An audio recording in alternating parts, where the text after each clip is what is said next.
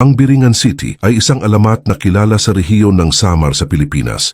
Ito ay isang misteryosong lungsod na pinaniniwala ang matatagpuan sa pagitan ng Calbayog City at Catarman sa Northern Samar. Sinasabi na ito ay isang mahiwagang lungsod na hindi nakikita ng karaniwang tao. Ayon sa mga kwento, ito ay isang lugar na puno ng kayamanan at kasaganaan, ngunit hindi madaling marating. Pinaniniwalaan din na tirahan ito ng mga engkanto at mga supernatural beings.